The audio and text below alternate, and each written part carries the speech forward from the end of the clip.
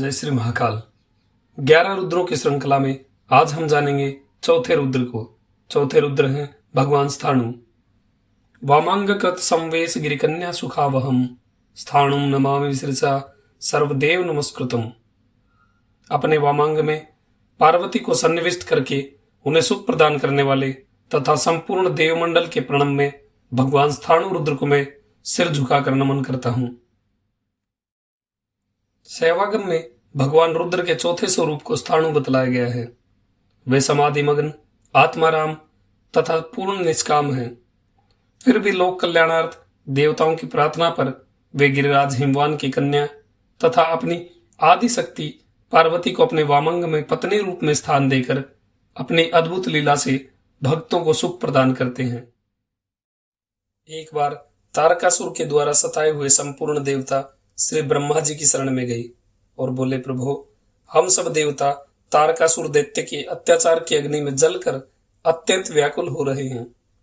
उसने हमारे निवास स्थान को छीनकर हमें दर दर भटकने के लिए बाध्य कर दिया है और स्वयं इंद्र बन बैठा है। आप ही हमारे धाता और उद्धारक हैं। आपके वरदान से वो शक्तिशाली बनकर उस शक्ति का दुरुपयोग कर रहा है। वो संपूर्ण सृष्टि के लिए संकट बन गया है। अतः आप उसके अंत का कोई उपाय बताएं। ब्रह्मा जी ने कहा, देवताओं, तारकासुर की मृत्यु केवल भगवान शंकर के वीर्य से उत्पन्न पुत्र से ही हो सकती है। मैं भी उसको वर देकर विवश हो गया हूं। भगवान शंकर अपने स्थाणु रूप में हिमालय पर समाधि में अचल हो गए हैं। सती पूर्व काल में दक्ष यज्ञ में अपने शरीर को त्याग कर तथा अब हिमवान की कन्या होकर इस समय हिमालय पर ध्यान परायण चौथे रुद्र स्थाणु स्वरूप भगवान शंकर की सेवा कर रही है। परंतु वे ध्यान में अपने स्थाणु स्वरूप से विचलित नहीं हो रहे हैं। देवताओं, जिस प्रकार भगवान स्थाणु अपनी समाधि से विचलित होकर पार्वती से विवाह करें, तुम लोगों को वैसा प्रयत्न करना चाहिए। देवताओं ने भगवान स्थाणु शिव के मन में काम उत्पन्न करने के लिए रति के पति कामदेव को भेजा। उसने स्थाणु रुद्र के ऊपर अपने बाण का प्रहार किया। रुद्र के ललाट के मध्य भाग से निकली रुद्र कालाग्नि की भयंकर ज्वाला में कामदेव तत्काल जलकर भस्म हो गया। तदंतर देवताओं की प्रार्थना पर भगवान स्थाणु रुद्र ने पार्वती से विवाह करके कार्तिकेय को उत्पन्न किया, जिन्होंने तारकासुर का वध किया।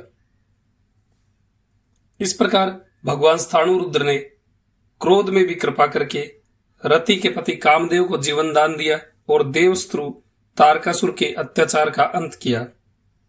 स्थाणु रुद्र की उनके वामांग में सुशोभित पार्वती सहित नाना प्रकार से स्तुति करने के बाद देवता सुखी होकर अपने अपने लोक को चले गए। अब बात करते हैं भगवान शिव की अष्टमूर्तियों में चौथी मूर्ति। आदिभौतिक रुद्र के चौथे रूप में भगवान स्थाणु रुद्र की वायु मूर्ति तिरुपति बालाजी से उत्तर आरकाट जिले में स्वर्णमुखी नदी के तट पर अवस्थित है। इस मूर्ति को कालहस्तीश्वर वायुलिंग के नाम से जाना जाता है। यहां भगवान रुद्र वायु तत्व को नियंत्रित रखते हैं। प्रचलित मान्यता के अनुसार यहां एक विशेष वायु के झोंके के रूप में भगवान स्थाणु रुद्र विराजमान हैं। तिरुपति बालाजी से श्री वायुलिंग कालहस्तीश्वर तक का रास्ता लगभग 1 घंटे का है। मंदिर प्रातः 4:30 और 5 के मध्य में खुल जाता है और रात्रि 8:30 तक खुला रहता है। यहां की शिव मूर्ति चौकोर है। इस मूर्ति के सामने एक मूर्ति कंडप्प भील की भी है। इस महान शिव भक्त ने अपने दोनों नेत्र भगवान आशुतोष को अर्पण करके सदा उनके समक्ष उपस्थित रहने का वरदान प्राप्त किया था। कहा जाता है कि वाराणसी की भांति यहां भी भगवान रुद्र मरने वालों के कान में तारक मंत्र सुनाकर उन्हें मुक्ति प्रदान करते हैं। तो ये जानकारी थी चौथे रुद्र भगवान स्थाणु की। यदि वीडियो अच्छा लगा हो तो वीडियो को लाइक करें, शेयर करें। आपका दिन शुभ हो। जय श्री